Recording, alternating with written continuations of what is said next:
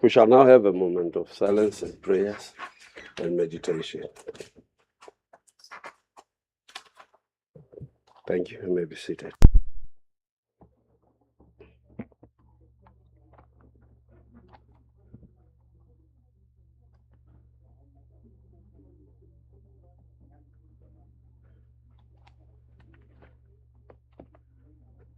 Do we have to start the meeting with calling people to order?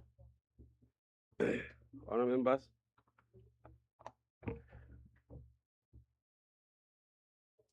When you are done, please indicate so that we may start. Are you done, Honorable Chair of Chairs? Are you done? Okay.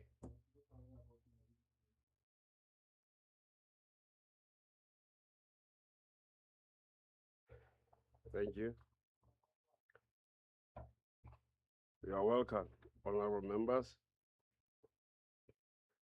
We proceed with the report from the Portfolio Committee on Public Accounts and Finance, and it is the report of the Portfolio Committee on Public Accounts and Finance regarding the appropriation bill.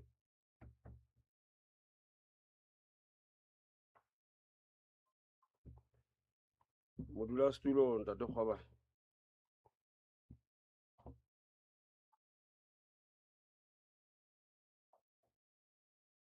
Speaker, I request permission to table the report.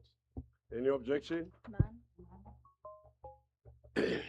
Honourable member may table the report and address the report on the and address the House on the report.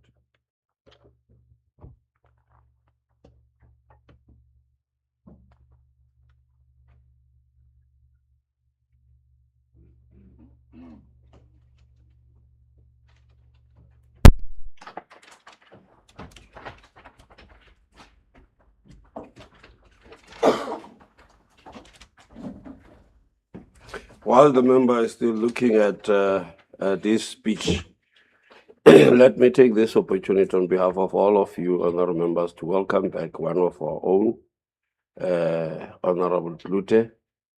We are welcome, sir. Thank you.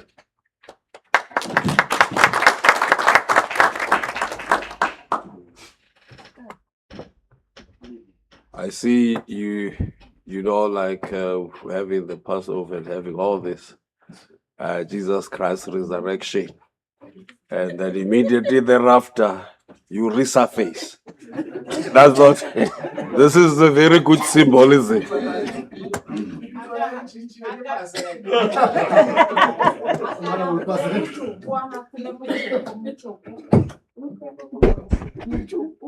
Honorable Speaker, Honorable Premier, members of the House and the community at large. The committee observed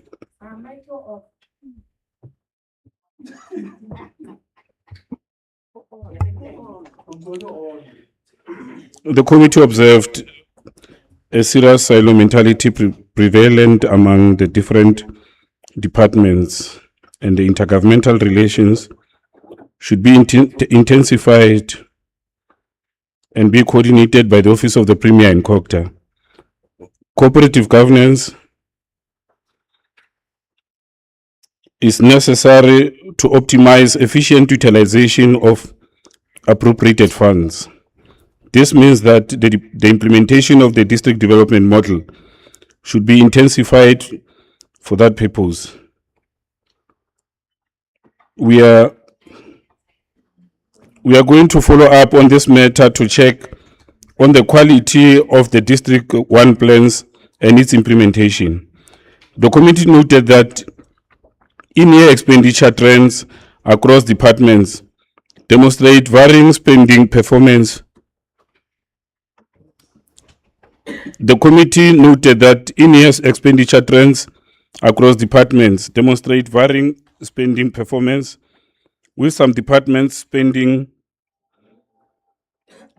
within projected targets while others continue to face implementation challenges.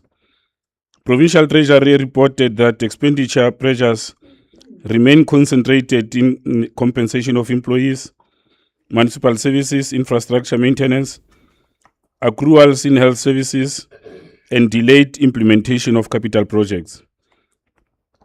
The committee considered the departmental allocations contained in the appropriation bill and observed that the largest allocation remain in education and health due to the size of the compensation of employees and direct service delivery obligations. Infrastructure departments continue to face pressure arising from aging assets, municipal services, and maintenance backlog. We believe that public works can optimize budget expenditure by using government buildings for office accommodation and minimize on usage of private buildings. The committee further noted with concern that government does not prioritize the repairs of Fourth Ratsal despite the huge inconvenience caused by the cost to legislature work. Sorry. Economic and social sector departments require stronger expenditure efficiency to maximize developmental impact. This means health must present a mitigation plan to cap medical legal claims in critical areas where such incidents arrive. This costs take huge amounts of money from healthcare. The Department of Community Safety, Roads and Transport must prioritize maintenance of assets in frontline service points for improved services, which may enhance revenue collection. Provincial Treasury must intensify interventions in departments with persistent unwanted expenditure. The interventions must focus on critical areas identified by Auditor General, including but not limited to procurement and contract management and prevention of UIFW. Lastly, the committee recommends that this report be adopted and that quarterly monitoring of budget performance be intensified. I thank you.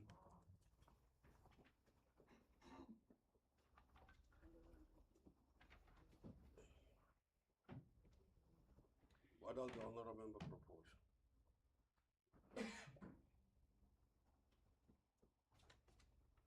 Speaker. Now, I propose that the report be considered now.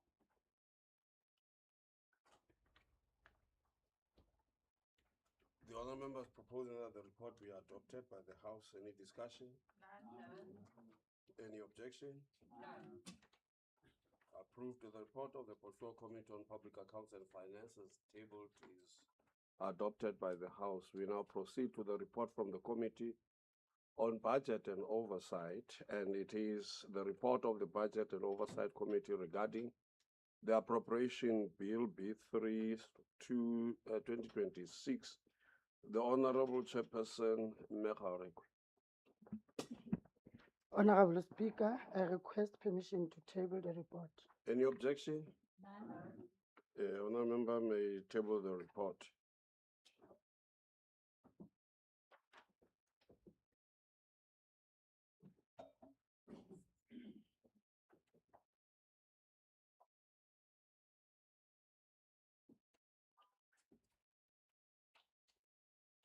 Oh, so that's it. Can I tlola tsele kaofela? Re na di tlola di-stages tse, ke a le bona le tatile.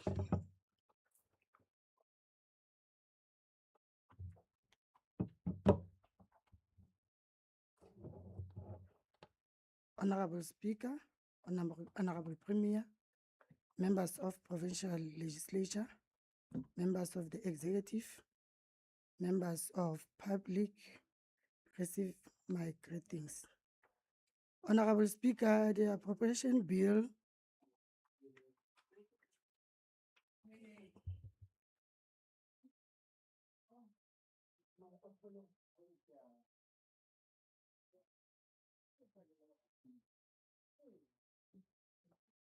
Honorable Speaker, the appropriation bill B3 of 2026 was tabled in the House on the 17th March 2026 and referred to the Committee on Budget and Oversight for consideration and report back.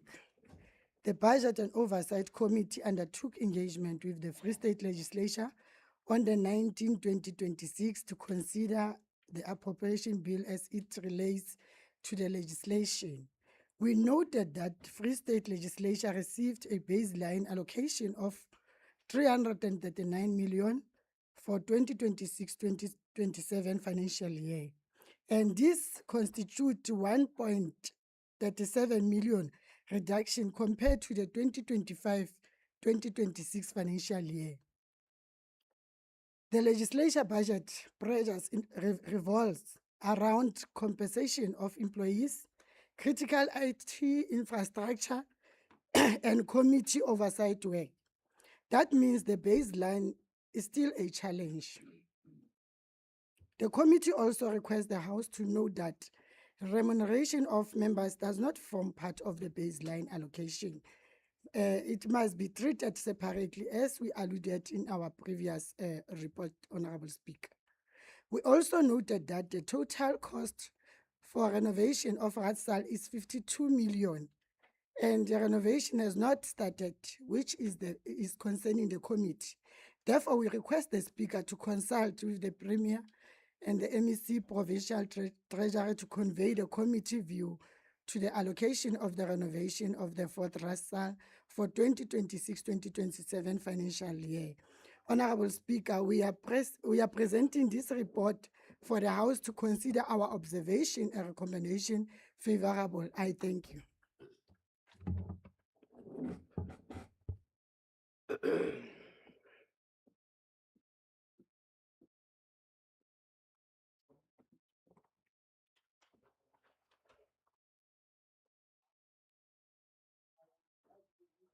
What does the honorable member propose? The report as table will be adopted by the House, Honorable Speaker. Any discussion? Any objection? Approve the report of the Budget and Oversight Committee as tabled is adopted by the House. We proceed with motions on money bills. The acting secretary shall read the motion. That leave be granted for the general debate on appropriation bill B3 of 2026. Honorable MEC Finance, Ndadema Kume. Speaker, I move. Any discussion? Any objection? Approved. I wish to inform honorable members that the debates before the House is the general debate on appropriation bill and that it is an open debate. Honorable Member Manje may now address the House for 14 minutes.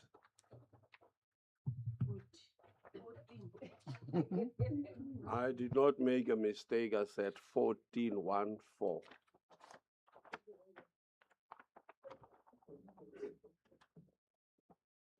you very much, Honorable Speaker. Honorable Speaker, Premier, members of the Executive Council, honorable members of the Legislature, distinguished guests, and the people of the state. Let me greet you this morning in the name of a prominent anti-apartheid activist, South African Communist Party leader, and ANC armed wing chief of staff who passed, or who was rather assassinated on April the 10th, 1993. Let me also greet you in the name of Solomon Kalushi Mahlangu. On the 6th of April, 1979, at the tender age of 23, Solomon Kalushi Mahlangu was executed, his spirit unbroken by the long time he had spent in the shadow of the gallows. His last words were, I quote, "My blood will nourish the fruit that will bear the fruit of freedom. Let Tell my people that I love them. They must continue to fight. May their revolutionary souls continue to rest in peace. Honorable Speaker, this year marks 30 years since the democratic constitution was signed into law. The constitution enjoins on us to work together to free the potential of and improve the lives of every citizen, to advance the Bill of Rights. This year also marks the 70th anniversary of the Great Women's March of 1956, where women marched to the union buildings to protest against the carrying of past laws. Malibongwe. Therefore, it is an honor and privilege to rise in this House today to contribute to the 2026 Medium-Term Expenditure Framework Budget debate on behalf of the African National Congress. Let me take this opportunity to express my profound appreciation to MEC Magume for his understanding that our spending plans had to be tempered with by both realism as well as affordability. Honorable Speaker, the figures presented in the House are not just numbers. They are 47.9 billion commitment to the people of the Free State for the 2026-2027 financial year, forming part of 148.5 billion program over the midterm period. These are not abstract numbers. They are classrooms in our rural villages, hospital beds in our hospitals and clinics, roads that connect farmers to markets, and jobs that restore dignity of our people. A clear and practical financial program of action grounded in infrastructure-led growth, strengthened health and education systems, and a decisive fight against gender-based violence and femicide. Honorable Speaker, the budget is an overview of the Free State development perspective, progress, prospect, challenges, and interventions required to drive inclusive growth and job creation. It also presents clear intentions to reduce poverty and tackle the high cost of living and build a capable, ethical, and developmental state. Furthermore, it appreciates the lived realities of our people of this province, given the population growth from 2.9 million in 2014 to 3 million in 2025. This budget further recognizes the importance of the attainment of our national priorities as outlined in the Medium-Term Development Plan that gives material dimension to the National Development Plan and the Free State Growth and Development Strategy objectives as adopted by the Executive Council. Honorable Speaker, this budget grows modestly by 1.6%. This is not by choice, but by fiscal constraints. What defines leadership is not abundance of resources, but how you govern under pressure. Despite a reduction of 600 million in our equitable share, the ANC-led government has secured an amount of 1.7 billion to protect the frontline services, and this is what we call decisive leadership. While others speak in slogans, the ANC governs in reality. Honorable Speaker, let me be clear. This budget is anchored on 3 pillars. 1, infrastructure-led development, economic transformation, a capable and developmental state. The economic and infrastructure cluster is allocated over 26.3 billion over the MTEF period. This allocation is informed by the fact that investment in infrastructure is a catalyst for economic growth and development. Equally, investment in infrastructure projects facilitate service delivery and access to opportunities. In the Free State, roads are not cosmetic projects. They are economic arteries. They move agricultural produce. They enable trade and unlock rural economies. Currently, there are 441 projects from 9 Free State provincial government departments with a budget allocation of 5.382 billion for the 2026-2027 financial year. Projects will enable and stimulate economic growth, job creation, and most importantly, deliver on social infrastructure to our people. To those who say nothing is happening, we say, look at the kilometers of our roads maintained, the bridges repaired, and the jobs created. In 2026-2027 financial year, an allocation of 1.4 billion has been set aside to complete existing projects in the road infrastructure, focusing on rural roads, small task connectivity, and potholes eradication.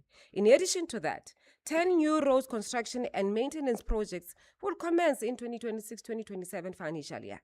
Honorable Speaker, beyond the social infrastructure, the Free State Province energy landscape presents immense investment opportunities in the natural gas, solar power, coal, uranium, hydropower, wind, and hydrogen to power the future of the country.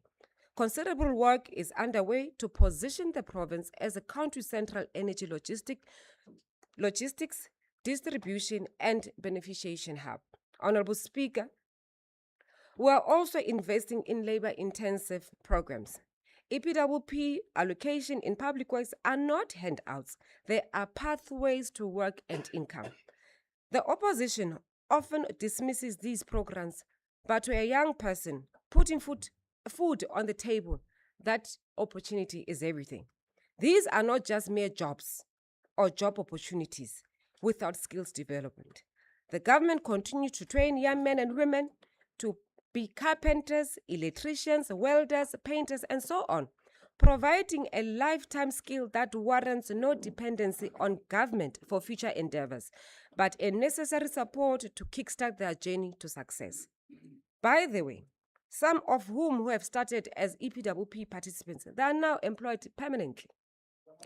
And I will continue to remind colleagues on my left, because privilege of being called honorable members has made you to forget about the challenges faced by young people, which leads to lack of appreciation of the existing interventions made by government. We are equally waiting in earnest to see if the newly appointed MEC of Finance in Gauteng, Honorable Dunga, will appoint or will perform magic by appointing all CWP and APPROPRIATIon participants permanently, because it is easy to shout slogans when you are in the opposition benches. Wait until you govern. Honorable Speaker, economic transformation is not a slogan for the ANC. It is a program of action. We are supporting farmers, strengthening food security and protecting the sector from threats like foot and mouth disease. We are also delivering housing at scale, restoring the dignity of our people. To those who claim the economy is not transforming, we say transformation is happening where it matters most, on the ground. Honorable Speaker, this budget carries a clear bias towards the poor. The social cluster accounts for 77.8% of the budget, which will amount to 116.2 billion in the MTEF period. This is the ANC moral choice. We choose education over exclusion. We choose healthcare over neglect. We choose social protection over indifference. Let us be frank. Some in the House would prefer austerity measures that cuts into the lives of the poor. The ANC rejects that approach. We will not balance the books on the back of the vulnerable. Honorable Speaker, a capable state requires discipline. We are implementing cost containment measures that will save 261 million in 2026-2027, 206 million in 2027-2028, and 210 million in 2028-2029. These resources will be allocated where they are needed the most. We are also improving in as far as revenue collection is concerned, because our collection goes beyond the targets. This is what the opposition often ignores. Progress in government does not make headlines. However, it builds the state. Yes, there are challenges in local government. We do not deny them. We confront them. Interventions in municipalities, including Mangaung Metro, are not signs of a collapse. They are a sign of a government that takes responsibility and acts. In December 2025, the Executive Council adopted the third generation District 1 plans. This set in motion the implementation of one district, one plan, one budget. This is meant to support our municipalities to ensure that execution of all three spheres of government programs translate into tangible output. There are those in this House who would say the budget is too small, the growth is too slow, or is too low. Government is failing. But they offer no credible alternative. They do not tell us where the money will come from, what should be cut, and who must be left behind. The ANC government is governing in the real world, not in a press statement. We take this opportunity as African National Congress to thank His Excellency President Cyril Ramaphosa and his cabinet for gracing our province. The purpose of this particular engagement was to see how we can work together smarter in a more integrated manner to deliver inclusive growth and job creation, to reduce poverty and tackle high cost of living and build a capable, ethical, and developmental state. Honorable Speaker, behind every line item is a life. A learner with a future, a patient with hope, a worker with dignity, and a family with a home. This budget is not perfect. No budget is.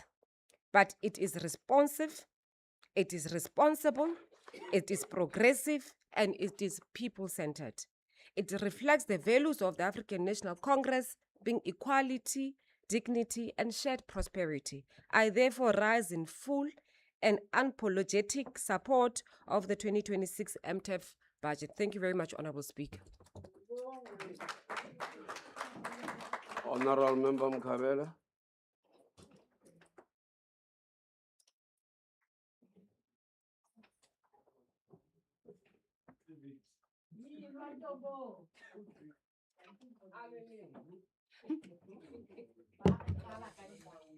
Oh my goodness. Honorable Member. Sure.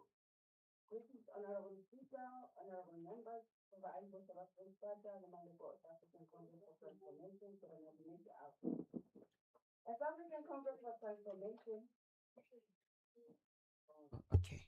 Is it okay now? Thank you, Premier. As African Congress for Transformation, we acknowledge the tabling of the appropriation bill, but the budget is not a statement of intent. It is a test of priority. Today, we ask a simple question. Does the budget change the lived realities of the people, or does it manage their hardship? The 49.5 billion budget allocation is structured to sustain the present instead of transformation in the future.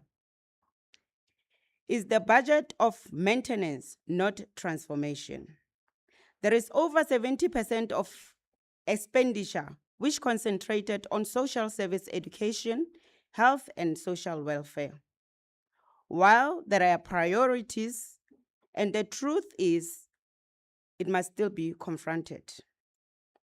A province cannot spend its way out of poverty through consumption alone. Where is the bold economic shift? There should be industrial development at scale and aggressive small business integration.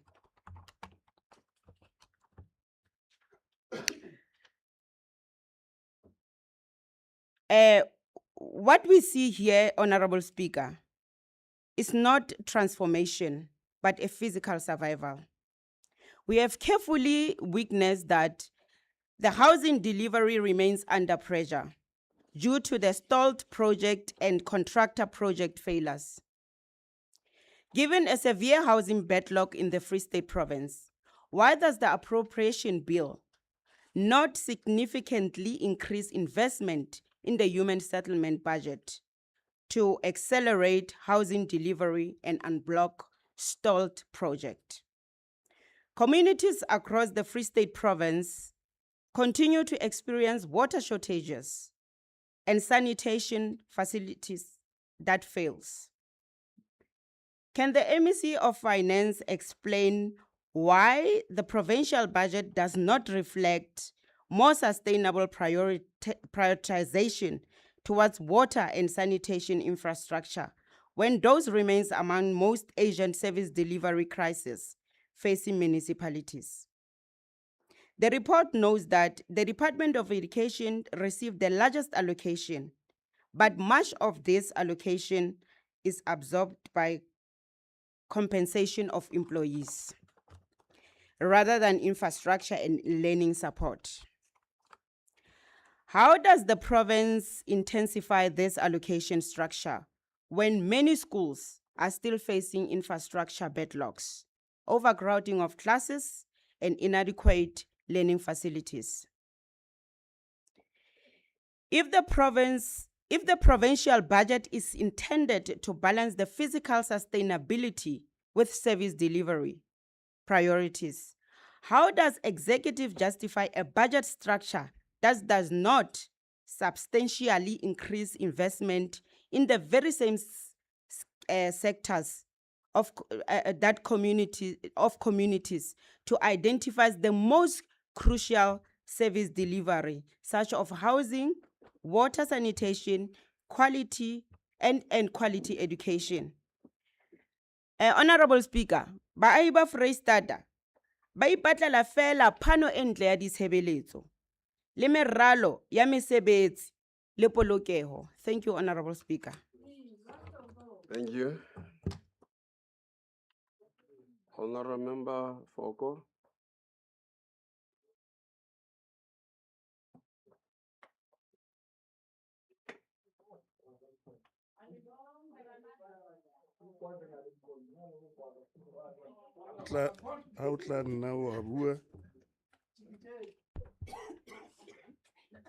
Honorable Speaker, honorable members, my political party Mkondo Wesizwe, bahai bohle ba Freistata. Ke a le dumedisa. Honorable Speaker, infrastructure is the backbone of our provincial economy. In 2025-2026 financial year, the province will invest over 5.2 billion in infrastructure, with 42% allocated to community, safety, roads and transport, delivering on your promise to promote a road, a network and economy connectivity. Honorable Speaker,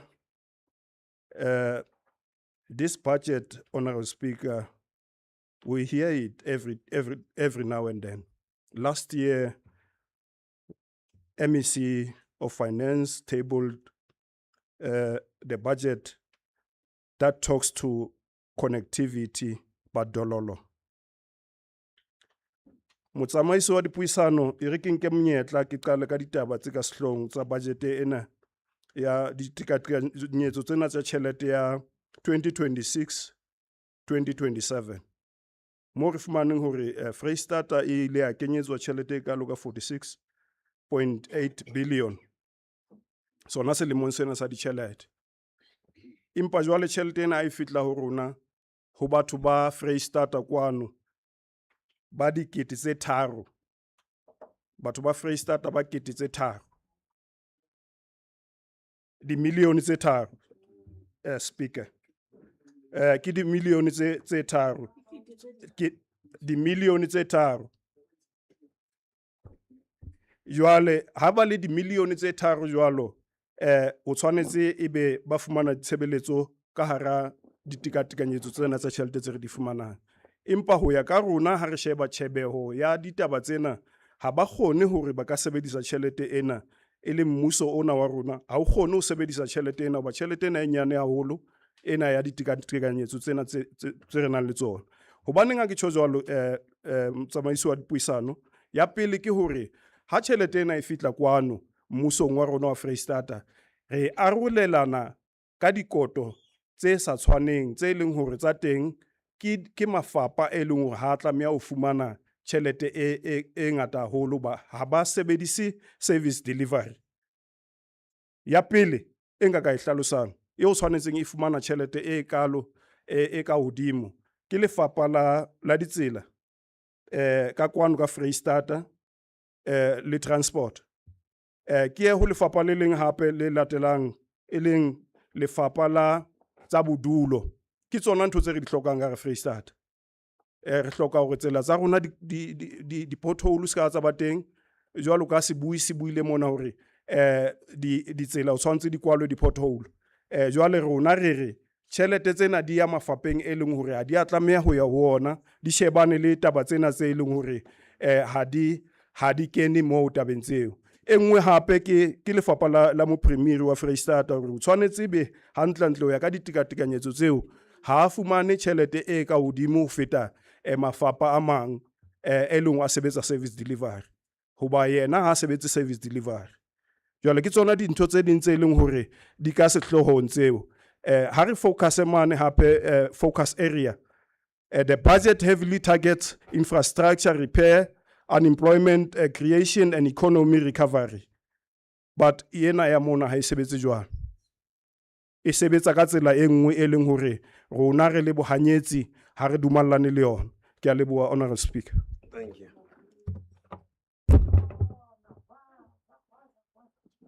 Honourable members, can you resist the temptation of switching off the mic? Look at Oguamo. Let go fella.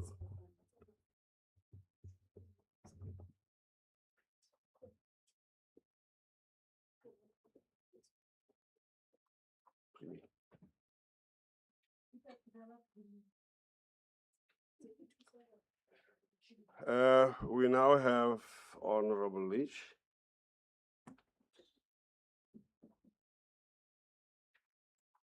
Is it on? It's on, thank you. Thank you.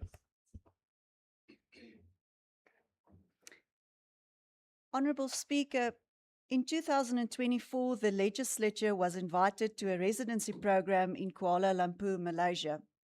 During our visit, it was quite remarkable to see how many major corporations have chosen the city to house their headquarters and factories. While engaging with government and the honourable members of Malaysia, one message was clear. If you want economic growth, you need to attract investors. And if you want investors, proper infrastructure must be in place. It is the cornerstone of an economy. With this said, the question arises whether the Free State's infrastructure is in such a state that it will contribute to and grow the economy.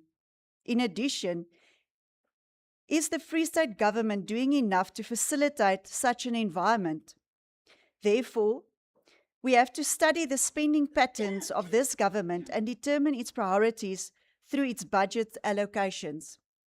In 2026 and the 2026-2027 provincial budget has increased by a mere 2.5% compared to the inflation rate of 3.5%.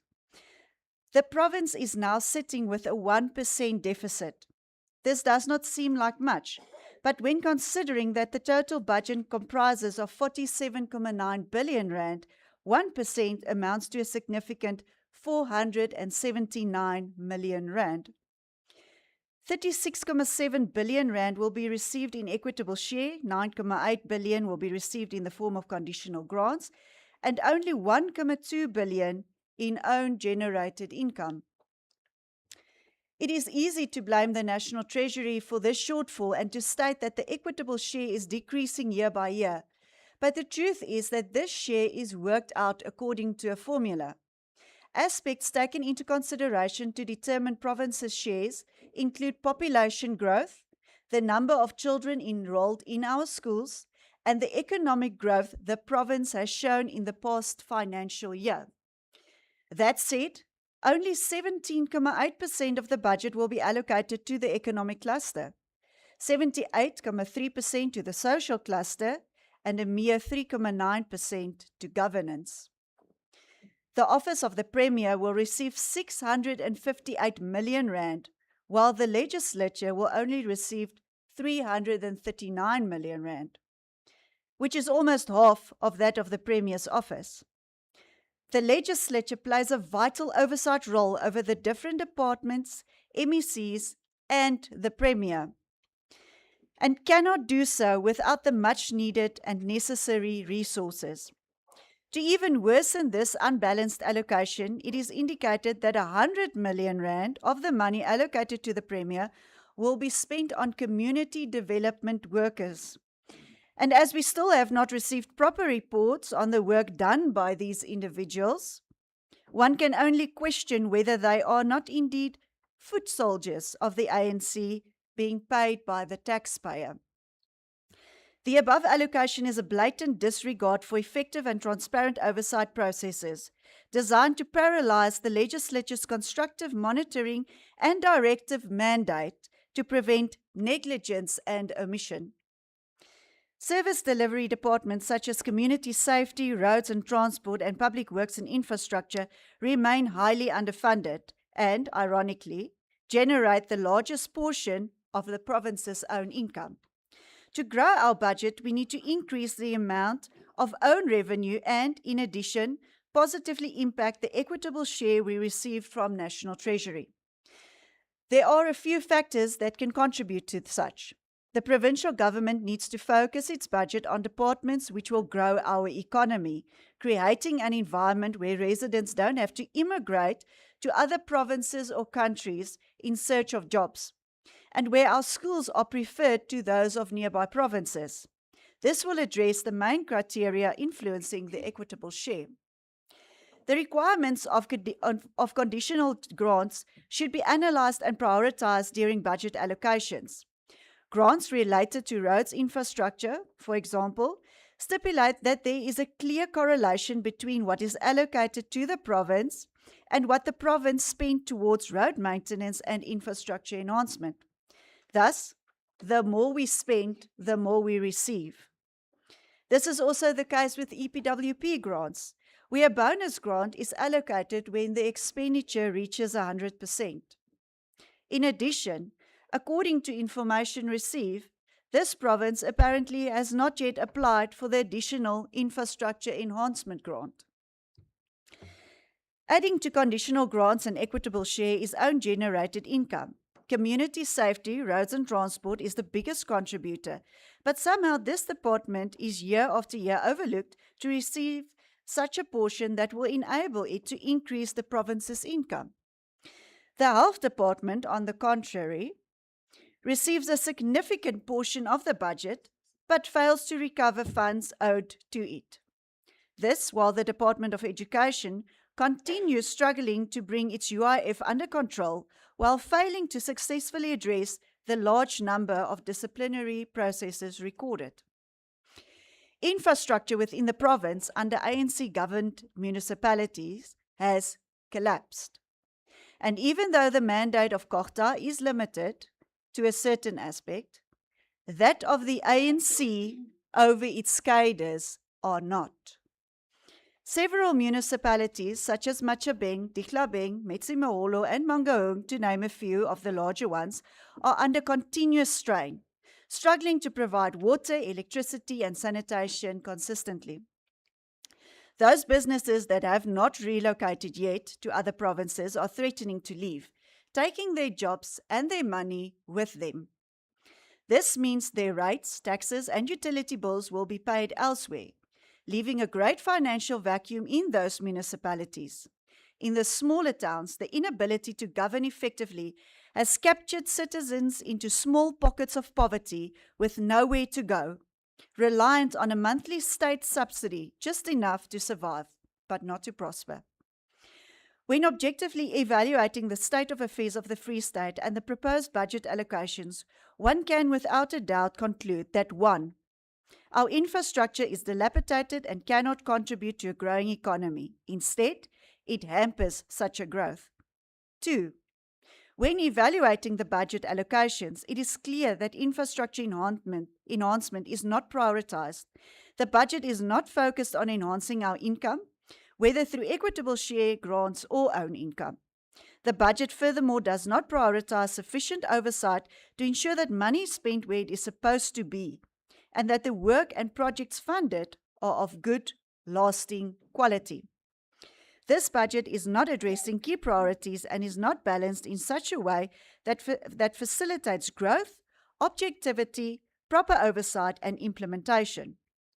Honourable Speaker, if we are serious about changing the trajectory of the province, then we must be equally serious about changing how this government spends money.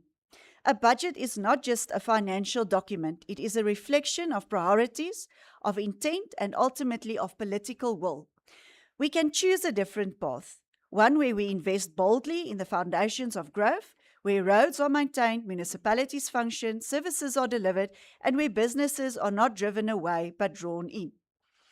The reality is simple. No investor will choose a province where roads are impassable, where water and electricity are unreliable, and where governance is inconsistent.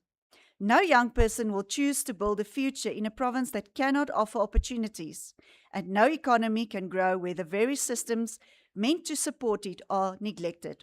We cannot budget for stagnation and expect growth. We cannot neglect infrastructure and expect investment. And we cannot weaken oversight and expect accountability. This budget, as it stands, does not rise to the challenge. It does not confront the structural issues holding this province back, nor does it lay the foundation for a prosperous future. It remains the status quo, and status quo is failing our people. A question was asked as to what should be cut. Cut the unused buildings. Cut the Premier's budget. Cut the corrupt mayors and municipal managers. Spend money to make money. Spend more on roads, infrastructure, law enforcement officers, traffic officers. It brings in money. Declare the FDC dead and stop trying to revive it by keeping it on life support. The DA is the alternative. Thank you.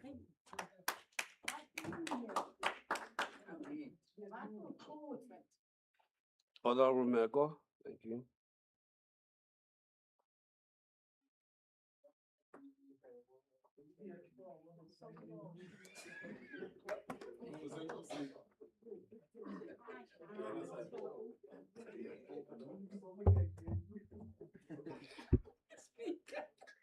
Speaker, thank you very much. Premier of the Free State, members of Parliament, MEC Treasurer. The ANC welcomes the provincial budget not only as a well-crafted speech, but appreciate the acumen to place it as a planning tool to respond to complex socio-political economic realities confronting our people and our province. It is so well thought out in the midst of rapidly changing domestic and global trends, influencing and or negatively impacting on our planning as a country and as a people.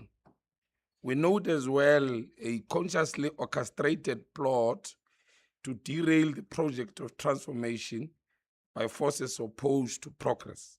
Certainly not an accident of history, but a confluence of forces uniting and collaborating with the imperialists, intending to derail and inflict an irreparable damage to the ANC. That agenda is not going to succeed. Of course, the objective being to disrupt the path of succeeding to resolve the interrelated problems of class, race, and gender. MEC Makume, the art of managing the balancing act, both by the national speech as well as yours or ours, succeeded to navigate through and discourage the opportunism of 2025 political machinations of sabotaging the adoption of the budget, of course, with a view to render our country ungovernable. It did not succeed, and that's why we want to appreciate both the content and the presentation of the speech.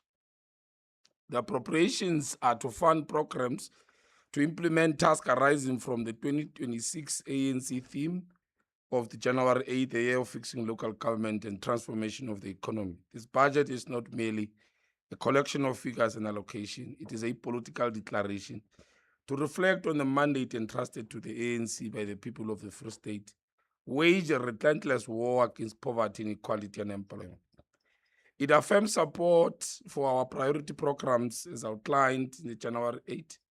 The challenges can be overcome through a disciplined governance, strengthened state capacity, partnership in public interest, the leadership you are providing, MEC. It is a budget which balances responsibility with compassion, stability with transformation, and a reform with protection, and protection of the most vulnerable. It passes the test of balancing between the poor and economic growth, as demanded by the basic policy doctrine of our nation, the Freedom Charter, whose 70 years of celebration this year gives us hope that indeed we are on the right track to achieve the Freedom Charter society.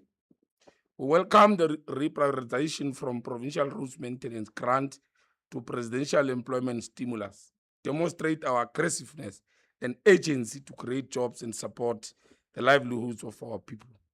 A massive allocation demonstrate our ideology of being biased towards the working class and the poor, as opposed to an open society ideology based on race and elitist stratification.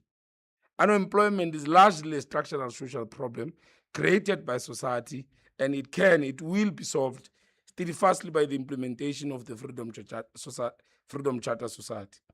Whilst the open society ideology is formulated on the foundation of exclusion and supremacy of other social groups, ANC policies reject that the role of Africans and blacks is to provide labor for economic exploitation, as opposed to being the captains of industries. We will skip the other part of our message because Honorable MEC Dibolelo has delivered it. We are pleased the budget speed focus on the economy with a view to grow the provincial GDP through reindustrialization, boosting manufacturing, growth exports, skilled workers, and creating jobs for millions of unemployment. We further thank you, MEC Makume, the premium you're placing on SMMEs as engines of our economic development, not for their sake, but also to help us to create jobs. Many world economics from which we borrow and we inspire, whose development was never based on exploitation, utilized the SMMEs for the creation of the jobs and the growth of the economy. Lastly, before we go to the distortions, we want also to thank you, Premier, for the program on early retirement and voluntary retirement. Provides a unique opportunity to tap from the skills base we've built over time as this province. Massive investment in bursaries and the concomitant performance on the education front achieved must be biased towards the future of building a professional service from the young cohorts orientated in the doctrine of a democratic system based on the Freedom Charter. The old guard that were there, which we inherited from apartheid, whose orientation is a problem, they need to be changed with the young and the energetic. We'll skip this one also. We'll go to this point. SONA and SOPA acknowledge that unemployment is decreasing. The reason why the Minister of Finance had the courage to declare that indeed we are turning the corner. We celebrated our share of the decrease as a free state. The minister stated, for the first time in 17 years, debt is stabilizing and it will continue to fall. The budget deficit has narrowed, as well as the debt service is falling. Whilst the world economy may be uncertain, but the ANC path is clear. We reject a status quo that leaves our people in the trenches of poverty. Indeed, through these allocations, as mentioned by MEC Dibolelo, the MEC is on the right track. It was indeed a budget and a speech which talks to the real problems of our people. We're talking about the investment in the economy as well as the road infrastructure. It is against this background we appreciate the groundbreaking intervention by Keida Pakstau's statesmanship in saving AGOA. It has got huge implications in the preservation of jobs. I wanted to quote a Turkish political economy on that, but I will skip that. Rather, we submit that this achievement is not just victory in policy, it is a triumph of principle, resilience, and vision. The ability of the national leadership to rise above the noise and focus on pragmatic solutions demonstrate the power of diplomacy rooted in integrity. Keida Tau led us diligently on this task. I wanted to conclude also by quoting a French economist, Thomas Piketty. We shall skip that. Rather come and engage some of the distortions. Let's start here. Premier department is also a service delivery department.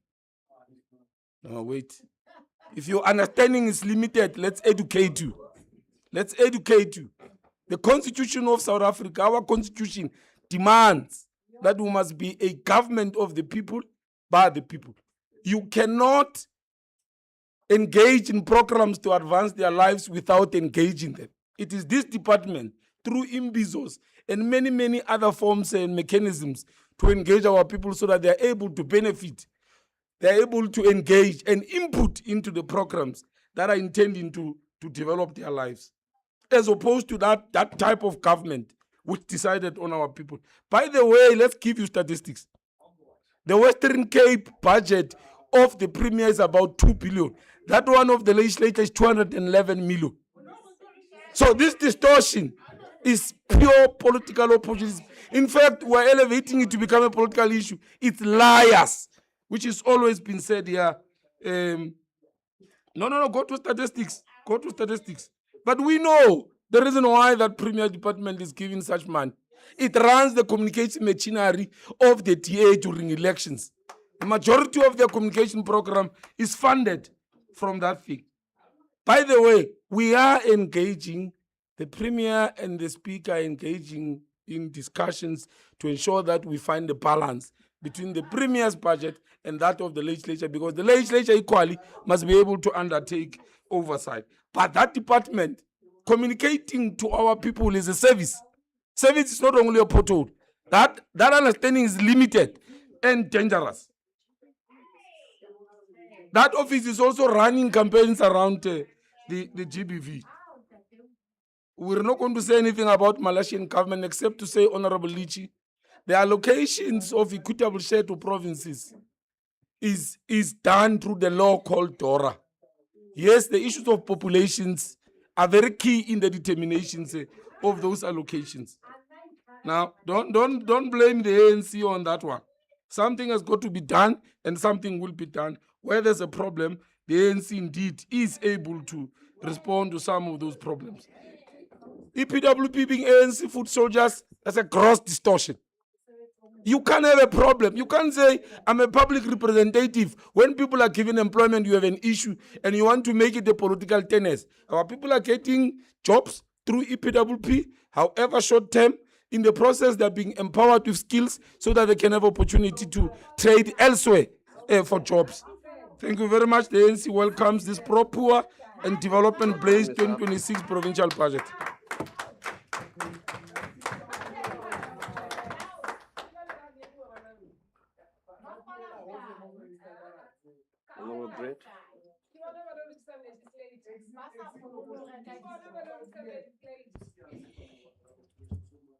Thank you, Honourable Speaker.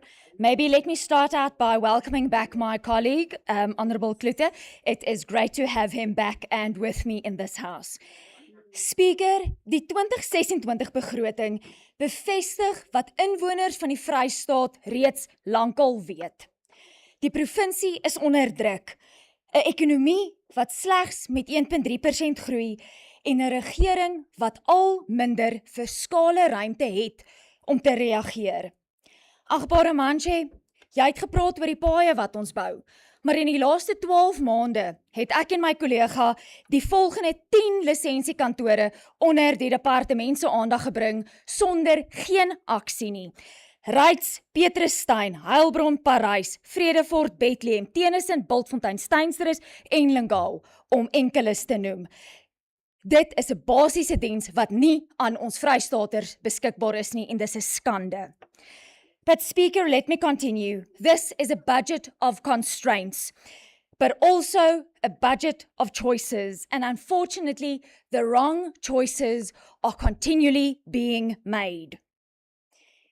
Dis goed dat meer as 73% van die begroting na gesondheid en onderwys geallokeer word, maar ander belangrike sektore het dus bitter min, soos byvoorbeeld die instandhouding en die uitbreiding van kritieke infrastruktuur, veral op munisipale vlak waar dienslewering reeds in duie stort. Die realiteit is die Vrystaatse munisipaliteite is finansiëel gekrippel. Volgens die eerste en tweede kwartaal verslae is invorderingsvlakke laag en onstabiel, skuld aan Eskom en waterrade groei steeds en ongekwalifiseerde en selfs negatiewe kontantposisies word al hoe meer algemeen. Dit is nie net finansiële probleme nie, dit is diensleweringskrisisse. Speaker, When municipalities cannot collect revenue, we cannot maintain infrastructure. And when infrastructure collapses, communities suffer. Die agterstand in infrastruktuur is nie net meer 'n bekommernis nie. Dit is 'n noodtoestand. Waterverliese, gebreekte rioolstelsels en paaie wat verval is nou die norm eerder as die uitsondering. Terselfdertyd sien ons dat die provinsie se fiskale raamwerk self onder druk is. Daar is 'n vermindering van meer as 1.1 miljard rand in die billike aandeel oor die mediumtermynbegroting en ekonomiese groei bly laag. Dit beteken minder geld, maar steeds geen verbetering in bestuur nie. Instead of reform, we see continued inefficiencies and a lack of consequence management. Speaker, die VF+ glo dat goeie regering by plaaslike regering moet begin. Sonder funksionele munisipaliteite is enige provinsiale strategie gedoem van die begin af. Speaker, with local government elections approaching, the Free State people will send a clear message. They want delivery, not excuses. Hierdie begroting slaag nie daarin om hoop te herstel of vertroue te bou nie. Dit spreek nie van die kernprobleme nie, naamlik swak bestuur en die verval van munisipaliteite nie. Speaker, die mense van die Vrystaat verdien beter as gebreekte infrastruktuur, vuil water en eindelose verskonings. The VF+ will continue to fight for accountable government, functional municipalities and communities that can thrive again. Ek dankie. Thank you, Honourable Member Pretorius.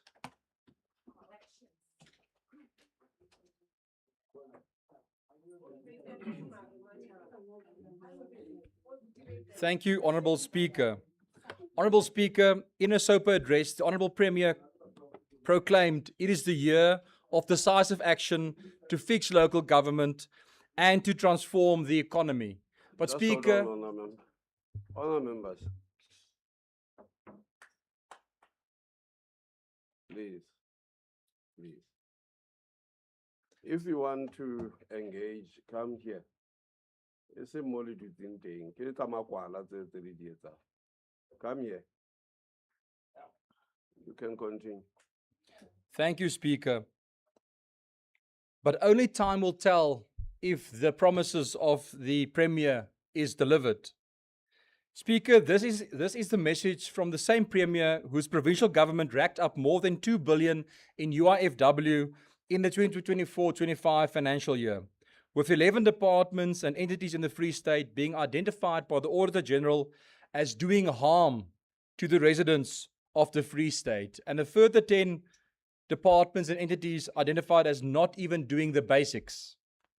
The total UIFW by the Free State Provincial Government now stands at a staggering 19.8 billion rand. A clear indication that financial and consequence management is severely lacking in the Free State Department and entities. The recent audit report is a clear indication that billions of rand alone do not ensure quality service delivery, sound medical care, adequate housing, or good roads. No amount of money being thrown at any department or at any entity will deliver results if there is not sound financial management and every cent actually reaches the people of the province. Funds must be spent effectively in line with the law and have a lasting impact on the people of the Free State. No budget will ever be enough for the Free State until there is true political will, sound financial management, and, very importantly, decisive consequence management for the mismanagement of the budget.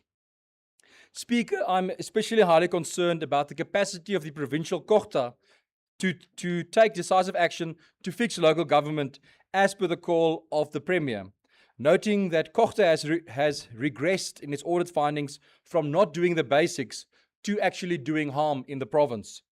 The office of the Premier itself continues to stagnate in its financial management, having achieved a qualified audit opinion for six consecutive years now. 6 consecutive years, the same audit finding. Speaker, the focus of the Free State Provincial Government must be getting the basics right in 2026, starting off by fixing the finances. Without sound and effective financial management, service delivery will not improve. It is time that the Honourable Premier and the MECs prioritize real solutions over outdated ideology and rhetoric. A focus on value for money projects that actually deliver economic growth and social development. To focus on creating real solutions for many and not a connected few. To focus on good planning, sound financial management, effective execution, continuous monitoring and evaluation, decisive consequence management, and very importantly, a zero tolerance approach to any form of corruption. Speaker, with good financial governance and strong political will, a lot can be fixed in the Free State, and the economy can grow, and social development can transpire. Speaker, with sound financial management by the Free State Provincial Government, one, we can see a Free State Development Corporation that actually does what it is supposed to do, develop. Currently, the FDC has close to 1 billion rand being owed to it. The FDC cannot forever be in a turnaround phase. If it continues to turn around for much longer, it might even start generating electricity for the province. With sound financial management, we can see water in the taps of all towns of the Free State. Without reliable water, the Free State economy is dead. The DA remains particularly concerned about the dire impact that water outages are having on our rural economies across the province. It is greatly inhibiting economic growth, jobs, and dignity in the rural communities. Without water, we cannot see factories running, we cannot see tourists coming to our small towns, villages, and dorpies. We want to see a firm foundation for housing with sound financial management and sound supply chain and contract management. If that is done correctly, housing opportunities in the province can actually be delivered. Speaker, in closing, it is time that the budget of the Free State Province actually works for the people of the province, that it works for you, the residents, not a connected few. Honourable Speaker, let me change the SOPA motto of the Honourable Premier. It is the year of decisive action by you, the resident of the Free State, the voter, to fix local government. It is the year 2020 fix. Thank you, Speaker. Thank you. Honourable Member Msimanga.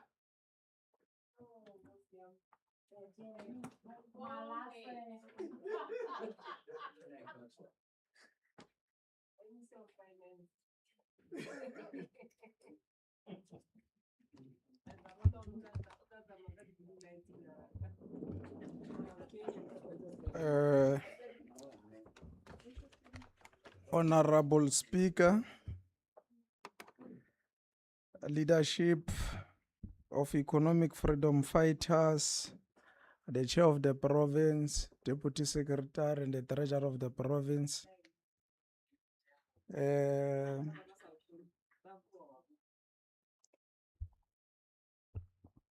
committee managing the common affairs of the capital in the province, e leng ona mmuso wa kgomo sekopanya diboko, mmuso wa GNU. Ke a le dumedisa. Ke re madume ko hae ho ba mamedi ba re mametseng le ba re buileng. Ke lebise tlhompho ya ka hape ho marena rona ka hara province ya Free State. Bona ba nyatsehang ba dulang ba tshepiswa dintho di sa etsahale ka hara province ena Free State. Re ba senya ha moso setse hanyanenyana. Puso ene se tla. MEC, our wound is probably not our fault, but the healing process remains fully our responsibility. The historical imbalances of the past can be blamed on the colonizers, but the misuse of limited resources at our disposal to remedy the problem should surely be blamed on the post-apartheid government, which is led by African National Congress. If in the middle of collapsing provincial government departments, you choose to allocate 30 million on cyber attack on target on gadgets of the members of executive, including Premier, surely we can't blame historical imbalances of the past, because it will mean that if one gadget, 30,000, over 3 years, house spent at 30 million, over 10, it means we are going to spend 2.5 million for each person. It doesn't make a business logic. Ntho tse tsa mofuta o jwalo ho bolela hore di tlameha di directele ho state security agencies re tlwelo bapala ka tjhelete haholo jwang ho na le batho ba sokolang ka ra province ya Free State ho tlwelo misuswa di resources tsa public. Speaker, in the middle of maladministration, misuse of public purse, and lack of consequence management, the logic will dictate that institutions responsible for oversight role must be strengthened, particularly the legislature of the province of Free State. Your budget MEC, your budget allocation MEC seeks to undermine and downplay the role of the legislature. Just doesn't make sense as to whether, how did it come that we have ourselves in a situation where Premier's office is having more than 600 million, while the whole institution responsible for oversight is undermined, given twice less than the Premier's office, and expected to play oversight and role on all departments, municipalities, and entities of government, of which are all in a state of collapse. It doesn't make sense. Your budget MEC, your budget allocation MEC is creating confusion because it's funding duplication of programs in the middle of crisis. You are funding GBV in the Premier's office and social development GVV. So by so doing, you are creating confusion because the other office, yeah, Premier, is based on emotions. It's not even science-driven. The other one, we know that it applies observation because it diagnoses and it treats patients. It means it's clinical in terms of approach, and there's science there. So why do you give a person who's running programs based on emotions? We are not running a spiritual movement here. We are running a government. That's how things must unfold moving forward.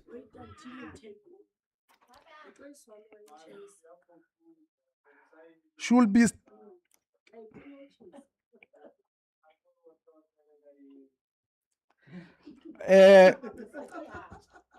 jwale ho tswa le taba tse re sa batleng ho di utlwa tsa department ya o e faila a ke tse bo di batlisa mo. Honorable Speaker, ke kopa protection, Speaker. Ke boletse la demokwe ke le khalbe Premier a ke batla go dansa yena mamela ntate mokwena ke itse e mong le mong ya batlang go tlo debate no ema o tle mo itse bokwala bona ba lona ba bua le dutse tafatse mono ba re phazamisa o batla o debate. All right. Tola are tswelempe. Speaker, it's an open secret that everyone who's serving in the executive is serving on the behest of the Premier of the province, which means he's in charge of all these departments. There's no need to duplicate role of these departments in her offices because she's creating confusion as we run this department. But I understand why there's a confusion here who are saying this is a service delivery department. In all fairness, the office of the Premier MEC is about oversight, it's about planning, it's about coordination. There's nothing in a form of service delivery department. Your service delivery departments, you have your social development, you have your Department of Education, you have roads and transport. Those are service delivery department. We must not mislead each other here. That's why we have this confusion. Raibona itwaka ke manza misleader primi.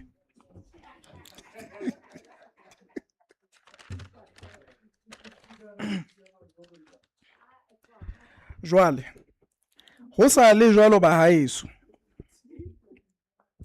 Ku utlwile letona a bua ka inclusive growth. Inclusive growth will mean participation ya batho ba Freistata kaofela ba felelletse. Ha eno bolela ba itseng e tloella ba bang ka thoko. Ha re shebe di project tse tlang ka ra Freistata hore budget e boholo ba yona na e mean exactly what you are talking about ha o bua ka inclusive growth. Ha e bolele leo letona. Hobane ha o thola o checka budget e boholo ba yona batho be leng hore ba thola project tse tlang ka ra Freistata ke batho ba tlang Gauteng.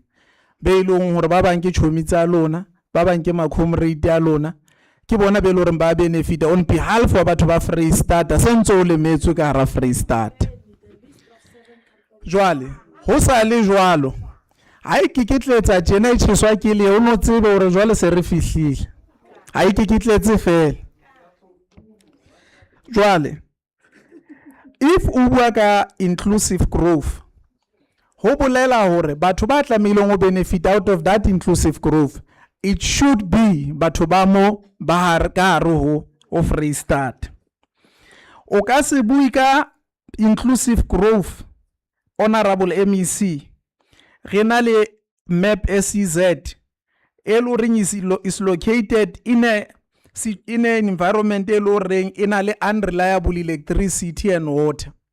Me elong hore le batho ba reng ba investor ba starta ba balea. Hona le company e kgolo mo le etsang dibotlolo e baleile le yona mo ka lebaka la maemo a mo. Ebile le pleke eno ha ya secure wa next. O fumana hore di security guards tsa teng di sebetsa di sena le dithunya ke ka ho fumana ho vandalize wa nkwa property empa le tlwelletso ntso le jwalo le nana hore maemo a tla loka. E re ke pose question ena ho wena MEC. Ha ebe ho ka etsahala hore ho sane ska ha president ya country ne bua hore o batla o tla ka e bullet train e lo re ntlo tloa KZN e lo fihlella ko Mosina. Ho tlo etsahalang ka map SEZ e le bitsang logistical hub na ha e tlo ba a white elephant na batho ba mo ba tlo starta ba tla nne ba benefit out of yona na.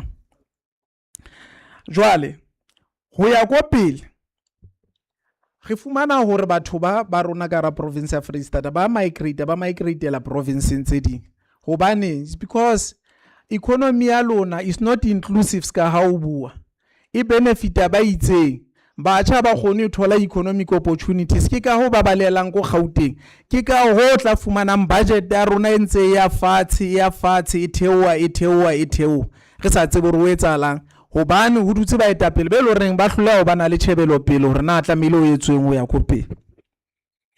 Slogan sa tourism siri Free State is a place to go to, not to go through. Mare na o ntjwetsa hore na batho ba tla ya jwang ha ditsela ile mangope ho ya ko di shalei mo di ntho mo fumana area tse tshwana le bo ko Peace Dam me ile hore tlame ba access those tourism site ba khone di access ba ditsela ke mangope empa kana ko eno na le slogan se sa mofuto jwalo budget ya o tlamehile e bua ka ntho tse tsa mofuto jwalo etsa bonnete ba hore batho ba kgona ho accessa di opportunities ka ra province ba kgone ho bona rena botle ba Freistata boeme ka mokgwa mofuto jwa. Jwale le fapa le la premier le sa le thola di qualified audit opinion no fihlela hona jwale le expect hore le etelle pele di masipala ka ra province ya Freistata hore masipala tse di thole clean audit ha ke ntse di eta panana je e bo tlo etella bo masipala jwang go ba thole clean audit o bua jwang ka clean audit wena yo hlola le premier o dila fela ka coordination le planning le oversight ntho tse simple ka department e le ka lonyana yo hlola. So ha ibe wena o le premier o hloleha a ithola na le mathata a o spend the budget o tlo kgona ho jwetsa jwang ba bang hore ba tlamehile ba spende tjhelete se ke tsa kgutlela morao empa yena a hloka ho spenda budget.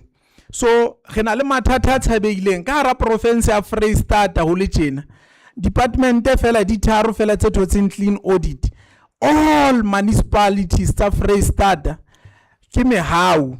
Department tsa Freistata ke mehau. Di entity tsa Freistata ke mehau. Where's FDC? Some of the property ya teng ha ya insura le insure. Ke ka ho fumanang ha e tshile e tshallora e khutli hape le mo moeleng teng.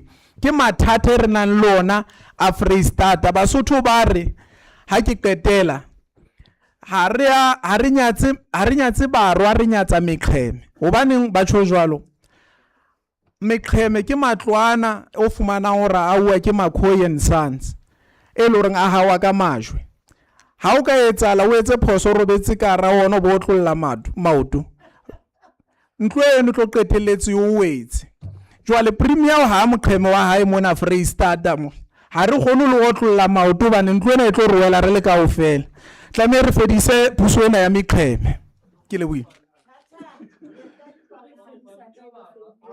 Honour Member Mabuya.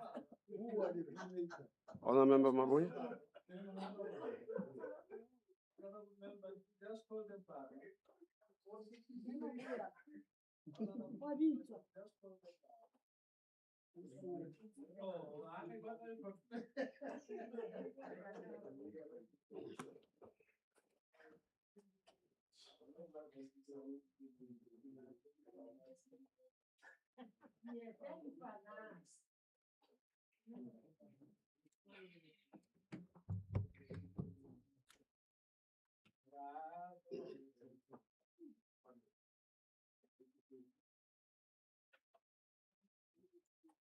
Honorable Speaker, Honorable Premier, members of the Free State Legislature by Aiba Freistata, Dumelang More, good morning. Honorable Speaker, is it off? Is it okay? Honorable Speaker, at the very beginning, allow me to submit that this budget is not a technical statement of revenue and expenditure. It is a moral document that reflects the soul of our ANC-led government. It unambiguously reflects who we are, what we stand for, and the people to whom we are accountable. It is indeed a people's budget, guided by the medium-term development plan's key priorities. This budget is a conscious and deliberate instrument of social and economic transformation in our province. It is an expression of a developmental state as envisioned by the African National Congress and a demonstration of our unwavering commitment to the historic mission of eradicating poverty, reducing inequality, and restoring the dignity of all our people. To borrow from the founding father of our democracy, Tata Nelson Mandela, overcoming poverty is not a gesture of charity, it is an act of justice. This budget is therefore not simply about expenditure, it is about social justice. It is about confronting historical injustices and ensuring that the wealth of this country benefits all who live in it, in line with the enduring vision of the Freedom Charter. Honorable Speaker, over the 2026 MTEF period, an amount exceeding 116 billion, representing 77.8% of the provincial budget, has been directed towards social protection, education, and health. These are frontline social services.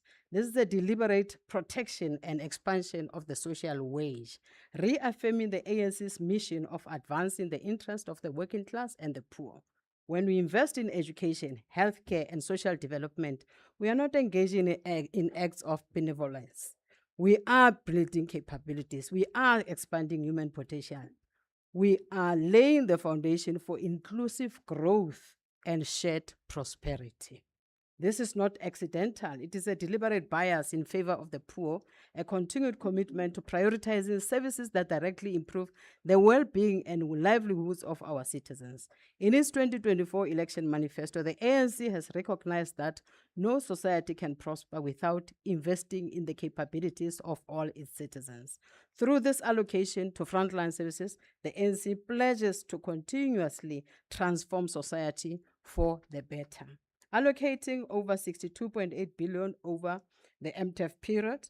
Education continues to be the bedrock of our long-term transformation agenda. It is through education that we break the cycle of poverty, equalize opportunity, and prepare future generations to participate meaningfully in the economy. This budget significantly strengthens basic education in many ways and reaffirms the ANC's commitment to universal access to quality basic education, including, of course, early childhood development. A central pillar of this investment is the implementation of the Bella Act, which is not merely a legislative reform, but an instrument of justice, ensuring that lone learner is excluded from quality education due to systemic barriers. Honorable Speaker, the ANC-led government remains firm in its resolve to maintain and expand pro-poor education policies. This budget will significantly ensure that we intensify efforts to counter poverty and reduce the cost of living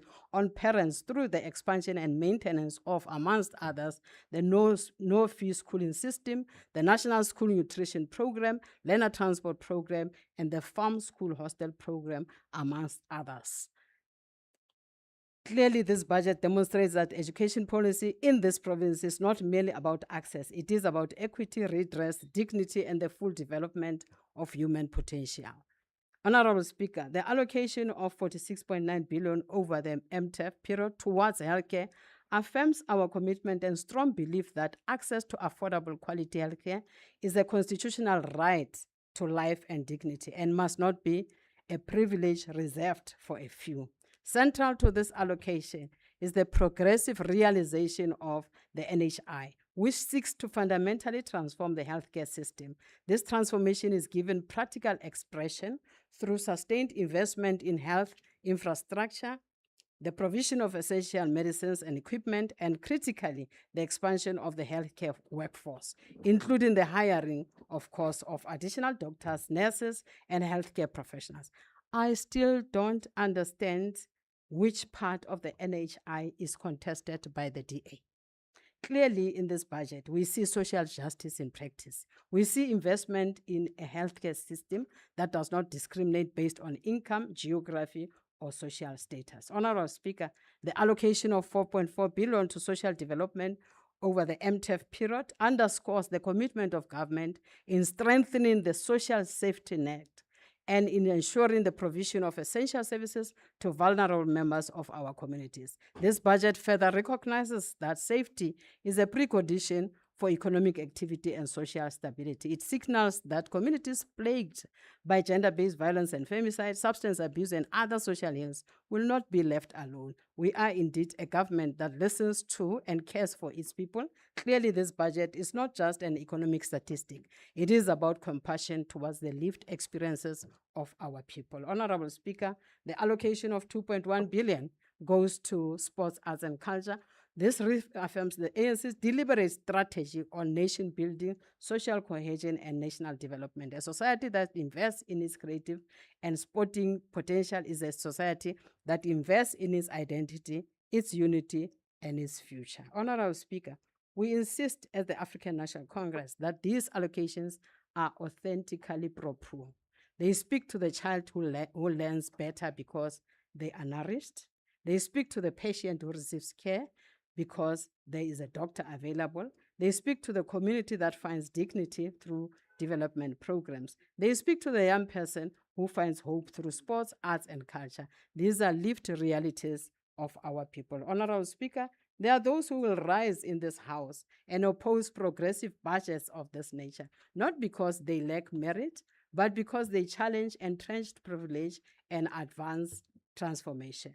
But history is clear. No society has ever overcome inequality without deliberate state intervention. The market does not correct historical injustices. It produces it. We remain resolute in building a developmental state that intervenes decisively to direct resources, build institutions, and ensure that no community is left behind. Honorable Speaker, we must speak honestly to ourselves. The true measure of our success lies in its implementation. Every rand must translate into impact. Every program must restore dignity. Every institution must serve the people of the Free State.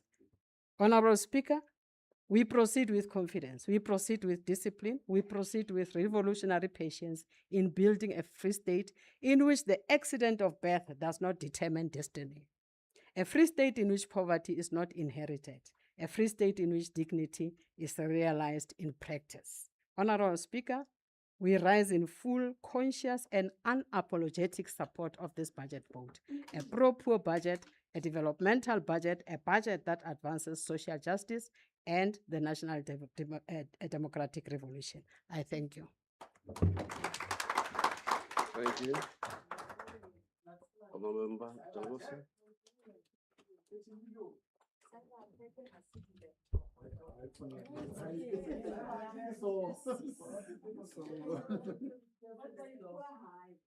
Thank you, Honourable Speaker. I listened with interest to the speeches of Honourable Munch and Honourable Maboya. Honourable Member Jangosi. Honourable Member Sima, you were here and you were pleading for my protection. You go and sit there, you start again. Please. Member Balula. Aye. Go high, go high.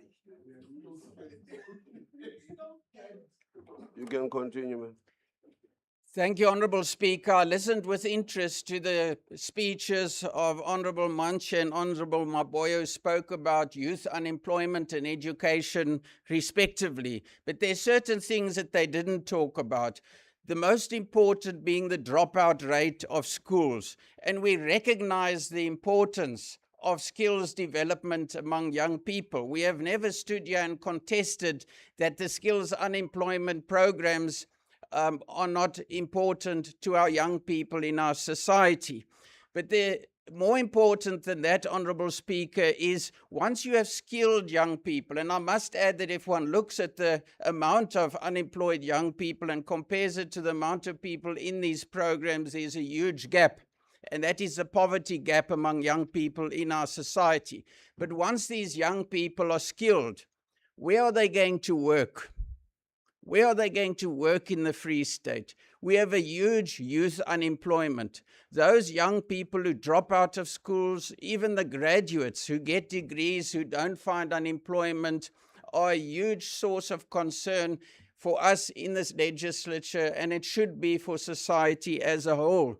Because many of these young people are reverting to other sources of income to sustain themselves. Criminal activities, drugs, prostitution, etc. All these social evils in our society. And we should be very concerned about that as members of this legislature. I heard the Honourable MEC talking about farm schools and farm school hostels.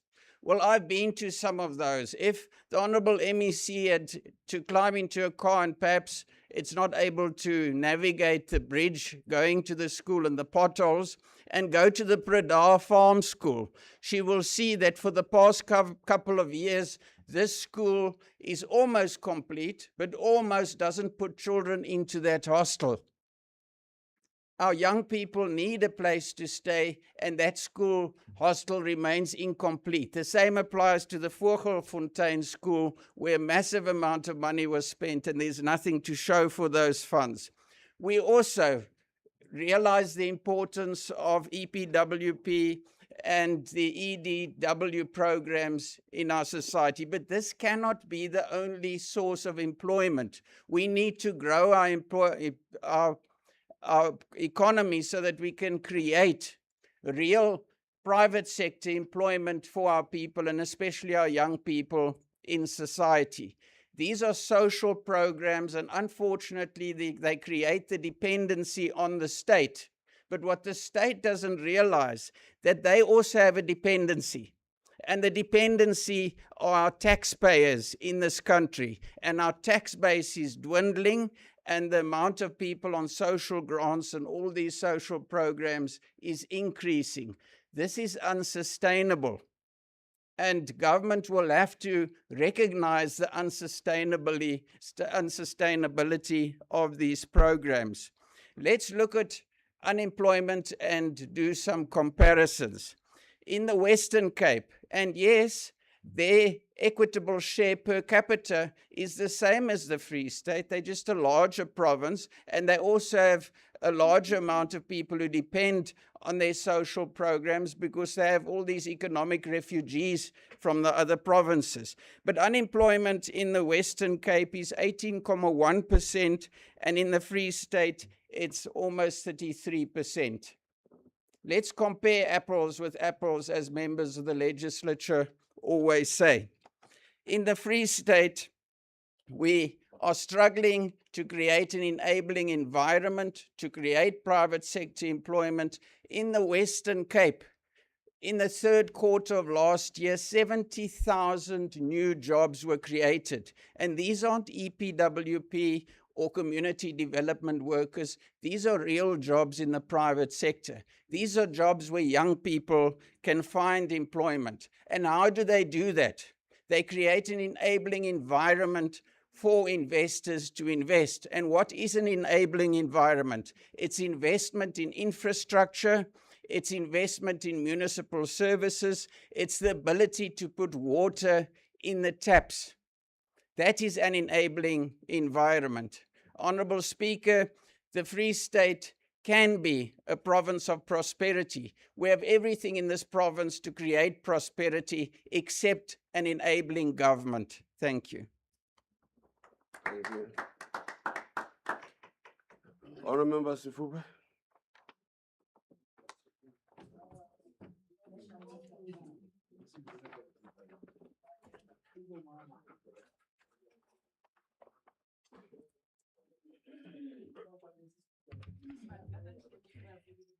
Thank you, Honorable Speaker, Honorable Deputy Speaker of the Free State Legislature, Honorable Premier, Litso Hamatai, members of the Executive Council, members of the Free State Legislature, people of the Free State, greetings. Oh, Honorable Jankelson, it is so disturbing to hear you call the people of this country refugees in their own country. I hope at some point, no, but they are not refugees. This is their own country, and they have a right to live wherever they feel like it, wherever they want. They cannot be refugees in their own country. And the people who came in 1652 will then claim that that is their land. It can't be. Honorable Speaker, I rise not to merely defend the budget, but to affirm a commitment to the Constitution, a commitment to the people, and indeed a commitment to delivery. The Constitution of the Republic of South Africa, Act number 108 of 1996 as amended, is not just a ceremonial document, but a living contract, a binding promise between the state and the citizens entirely, bridging the gap of segregation and restoring dignity. Crafted after years of suffering, oppression, injustices, the majority of this country endured, and it is turning 30 years now. It demands that we heal the divisions of the past, advance social justice, and improve the quality of life. It is the supreme law of the country, with its foundation based on the Freedom Charter and its principles. The manifesto of the ANC translates that vision into practical 6 priorities. The MEC for Finance presented a budget that unites principle and practice. The 47 billion budget before this House says, we have heard the Constitution, we understand the manifesto that we brought to government, and we are acting. Honorable Speaker, Section 7 2 of the Constitution is unambiguous and direct that the state must respect, protect, promote, and fulfill the rights as enshrined in the Bill of Rights, Chapter 2 of the Constitution. This budget does exactly that. It doesn't treat rights as aspirations, but fund them. It allocates 15 billion to health and ensure medicine availability, functioning clinics, and maintained infrastructure. No one will be denied emergency medical treatment, not in law and in practice. Over 20 billion goes to education. This supports school nutrition, learner transport, infrastructure, and access to learning. The budget also invests in early childhood development, child protection, and nutrition because every child's best interests are not negotiable. Education is not a privilege, but a right, and this budget gives substance. 1 billion is allocated to human settlement. This will continue to provide dignified settlements to our people. Speaker, the upgrading of human settlement is not charity, but dignity restored. As we can see, yes, 77% of this budget goes to frontline services. This is not merely done, but a constitutional fidelity. We cannot cut the budget of the social cluster. We will be depriving the children of this country their constitutional right. Healthcare is also a cornerstone for that functional economy, for that matter. The budget advances the founding values of our democracy, namely human dignity, equality, non-racialism, and non-sexism. It funds programs of gender-based violence and femicide through social development as a department tasked with a mandate to ensure social welfare.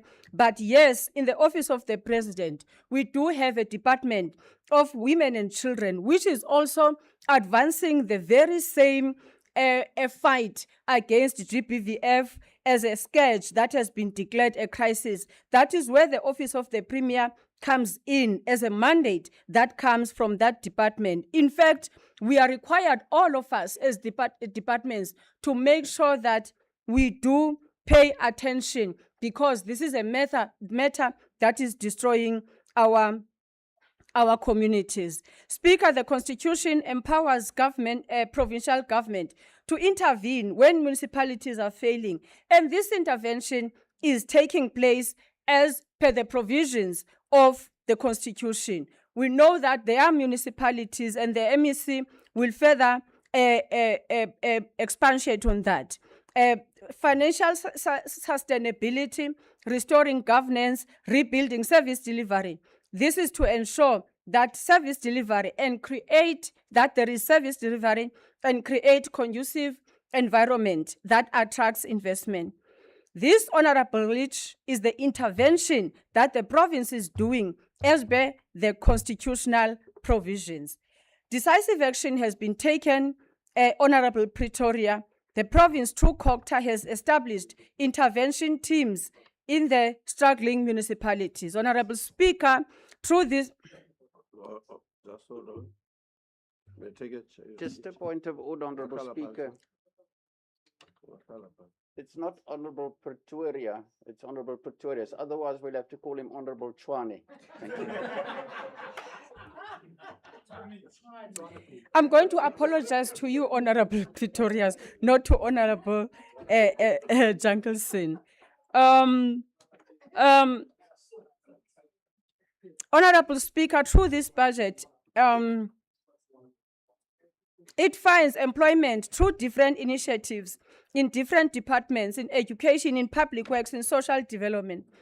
The early retirement program will inject back to fiscus 261 million, which money will be redirected to creation of jobs, building inclusive economy through agriculture, ensuring that the province continues to serve as the food basket of the country. MEC Rockman is doing a sterling job in this regard, empowering this youth through Glen College so that they can take interest in that sector, and also encouraging other young farmers in the industry. 533 million will look into development of SMMEs in the province so that these young people who wish to venture into businesses can also be supported. That is why when we take them to school, we are not only empowering them to seek jobs, we are also encouraging them to step into that environment and build their own businesses. That is how our economy is going to grow. Honorable Speaker, we can attest as the provincial government that the 3.5 billion from community safety, roads and transport will continue to fix our roads, among other things, to ensure safety of our people on the roads and to create a conducive road infrastructure where the investments can be attracted in our provinces. And this is imperative towards economic growth.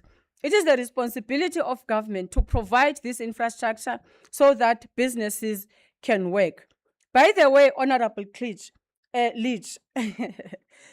the way, Honorable Leach, for 2025 to 2026, the Office of the Premier, as alluded to by my comrade, it's receiving 2 billion, and the provincial parliament is receiving 211 million. And even in the Western Cape, the Department of Education is receiving 33 billion. Not unless you are telling us that we must cut the budget for education so that we can disadvantage our children from accessing education. 33 billion is allocated to education in the Eastern Cape, and health is allocated 32 billion. And these two departments are taking the chunk of the budget of the Eastern Cape 2025, Western Cape 2025-2026, which was 89 billion. So 65 billion went to two departments, and we are doing well in the department in the province, because social development, despite our small equitable share, is allocated 1 billion. In the Eastern Cape, it is allocated only 2 billion. Western Cape, you know I'm talking about Western Cape. Honorable, the one that you claim as your republic. I'm talking about Western Cape. So there is nothing wrong with what we are doing in the province. The Department of Sports, Arts, Culture and Recreation will, through its allocated budget, continue to foster social cohesion, nation building, provide jobs and opportunities to artists in particular. And we will never call people who come to this province and take interest in this province refugees. It is their country. They have a right to live wherever they want to live. That is why we are going to make sure that I'm just saying, you call them refugees, and I am emphasizing the point that they have a right to go to any province. Gone are those days where our country was dissected to separate us, make us look at one another as different when we belong to one country. That is why 1994 came with this constitution and allow people to live wherever they want to. Oversight and public participation to hold executive accountable for this budget, it is allocated, and ensuring that there is public participation in their democracy. That is why it is not a favor, but a constitutional imperative that funds are allocated to meet that responsibility. Yes, it is over 300 million as compared to 200 million with a larger population, where the accountability should be larger in the Western Cape compared to the Free State. But we have made the strides, and yes, we agree that we could do more, but at least we are acknowledging the importance of this institution. The historical imbalances of the past blamed on colonialism, Honorable Msimang, yes, we will still blame them on colonialism that oppressed the people of this country over 300 years. And within 30 years, after the adoption of this constitution, we agree that there are shortcomings, but looking back, even yourself sitting there, you know very well that strides have been made. You cannot deny that. People did not have running water. People did not have electricity. People did not have decent houses. People did not have education that they wanted. People did not have the liberty of joining any association. That is why you have the EFF today. It is because of the strides that have been made in this democracy. Honorable Speaker, we welcome this budget and are confident that each budget will, as mandated, utilize it to deliver the services to our people. I thank you.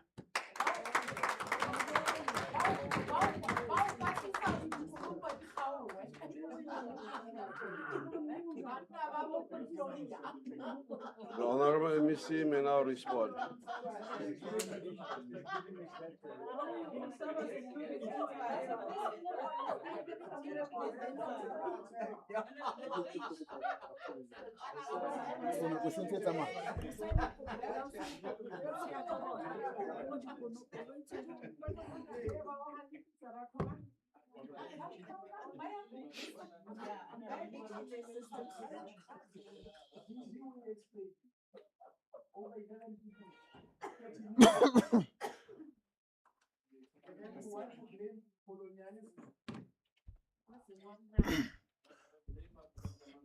Honorable Speaker, Honorable Premier, Honorable Deputy Speaker, members of the Executive Council, honorable members gathered in this August House, DG, HODs present, Marena Amamitsi Ngotwa, di Marangrang, le bohle ba aiba Freestad. Honorable Speaker, let me start firstly by apologizing to this August House. On the 26th of March, I entered late in a meeting which was arranged through the virtual platform. The sitting of that legislature was considering the Special Adjustment Appropriation Bill to deepen greatly on the report, and they relied only on the MEC for Treasury and for the inputs, and which is myself. Owing to my late arrival was due or caused by the visit by the President and the ministers, and we could not connect on time due to the fact that we were also assisting the minister in Botterville. But that is not the reason. I arrived late and I duly apologize to this House. This incident put the ANC caucus in a serious disrepute.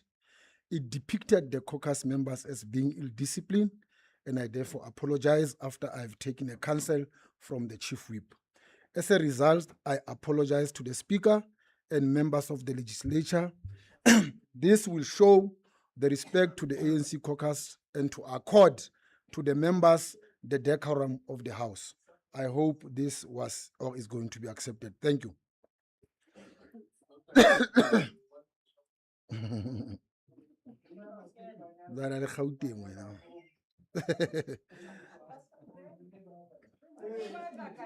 Honorable Speaker, allow me to extend my sincere appreciation to this August House for affording me the opportunity to respond to the deliberations on the budget.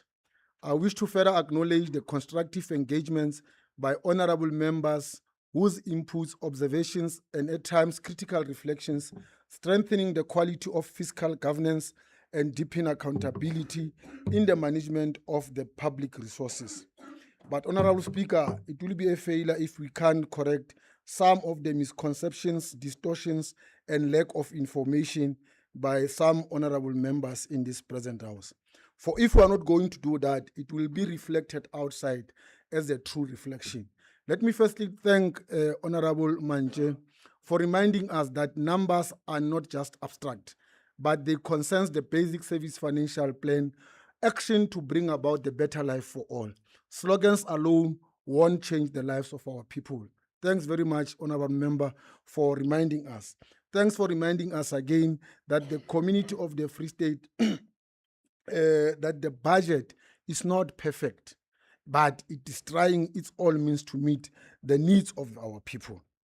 Honorable Mkhabela, when I addressed the August House during the tabling of the budget, I indicated that each MEC responsible for each responsibility will outline the detail of their responsibilities.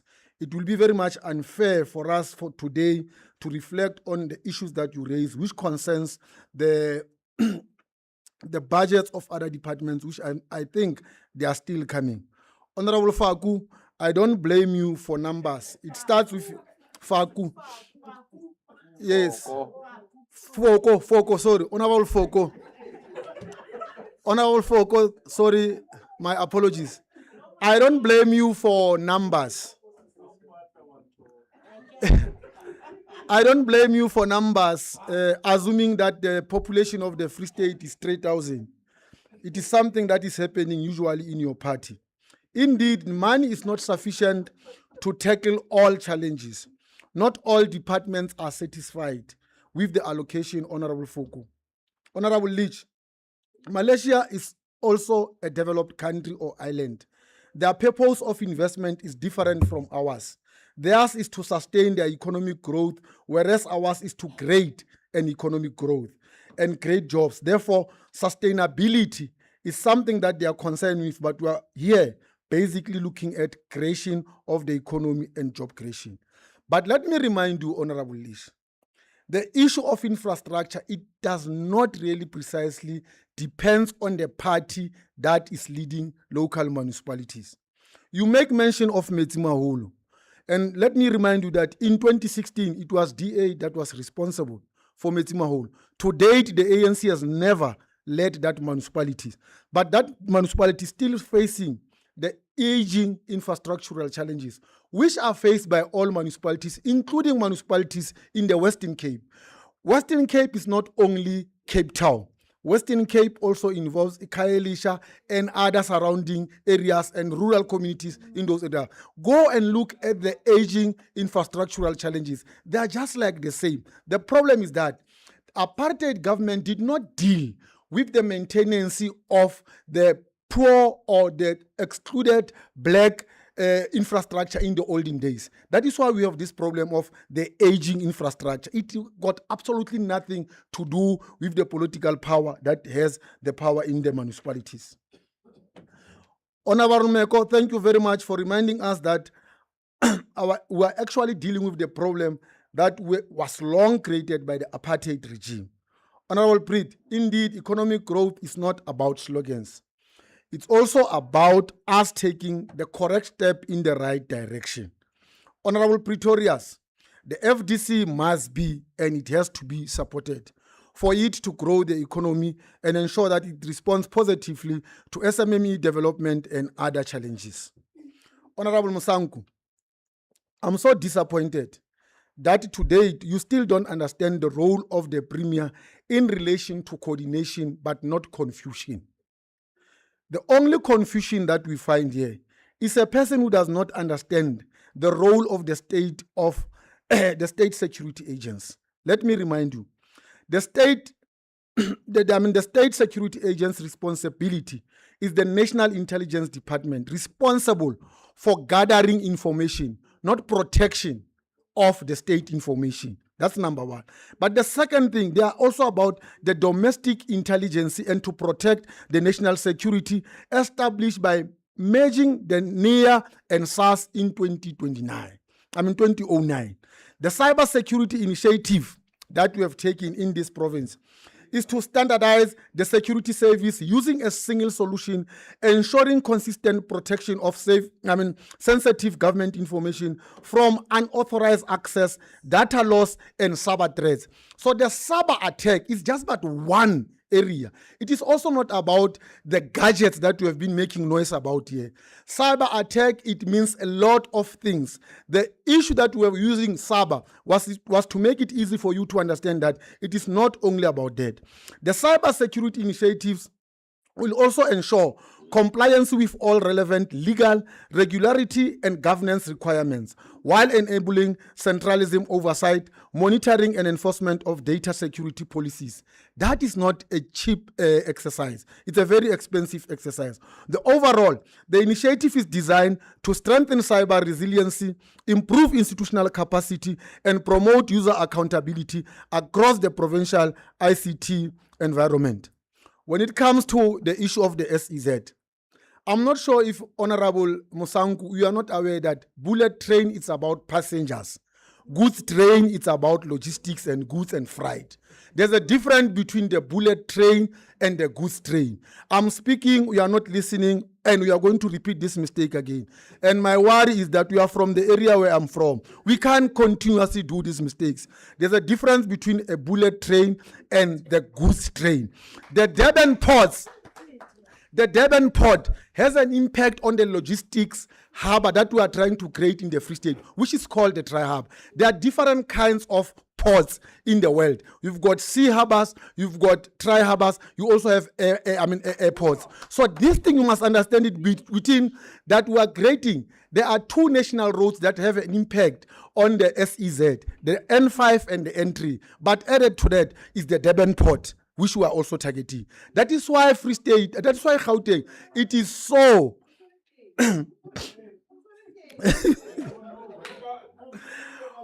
Honorable Mabuya, thanks very much for reminding us about the Freedom Charter, and that investment does not only means what the other side was saying, but it means actually ensuring that we invest in each and every capable human being or citizen so that they can take care of, and that the wealth of the country must be shared among those who work it.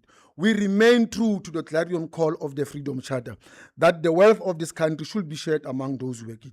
Budget, indeed, Honorable Mabuya, is not being about only equitable access for education, health, and other services, but it's also about ensuring that the capable individuals, they get the right to live.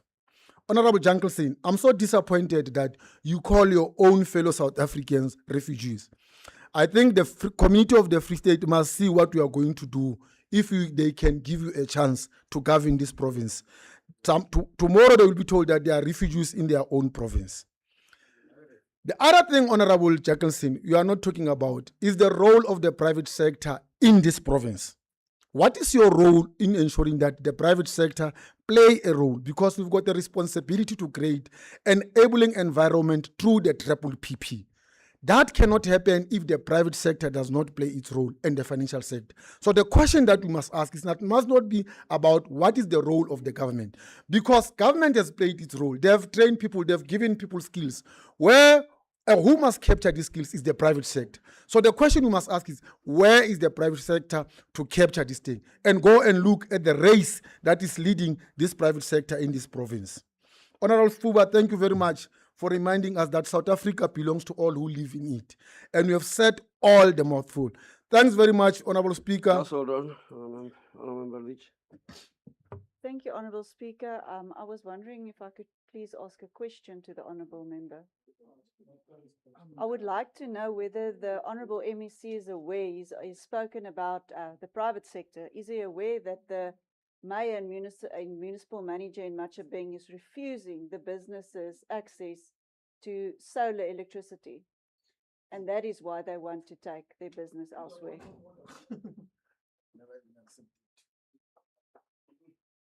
Who is out of order here? It's Honorable Leach.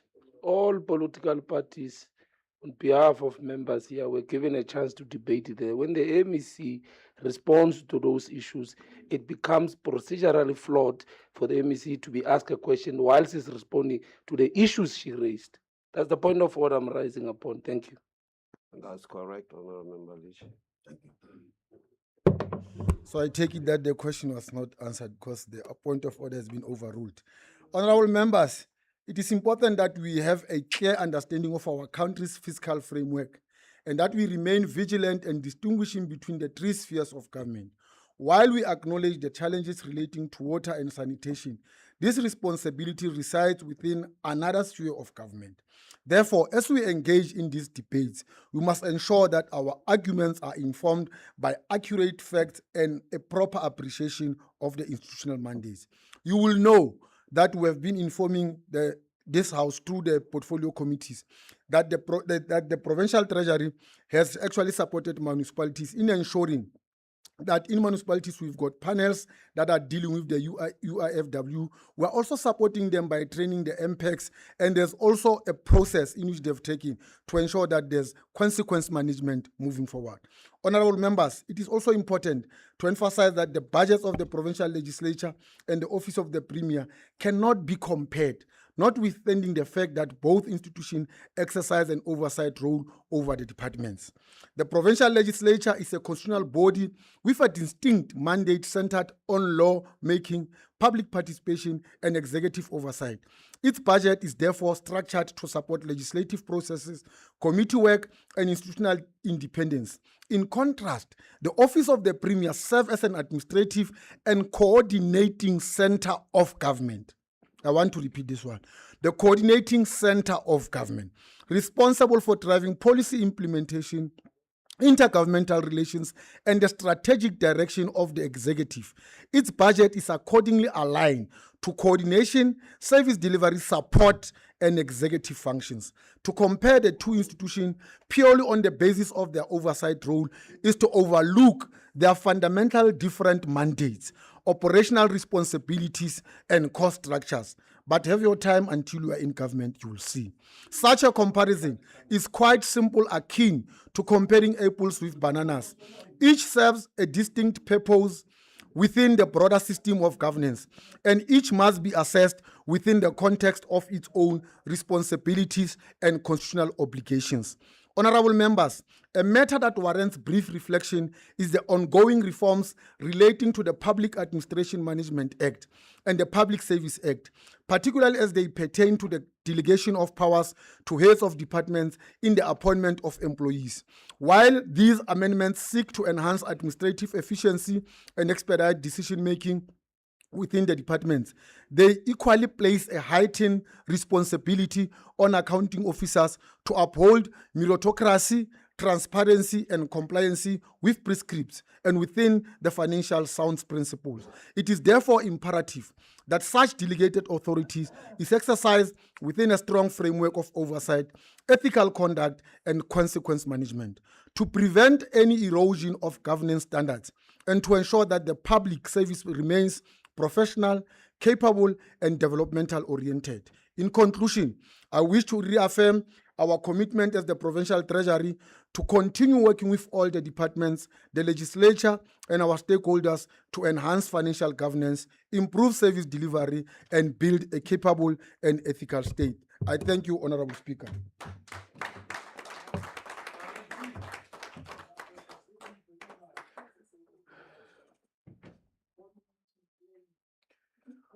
Honorable members, the reply by Honorable Member MEC brings us to the end of business of the House today. The House on our agenda until Tuesday, the 21st of April this year at Harry Gwala Multipurpose Center in Sasolburg, and the business of the House shall be the consideration of the budget votes for the following departments: Department of Culture and Department of Economic Development and Tourism. The House is adjourned.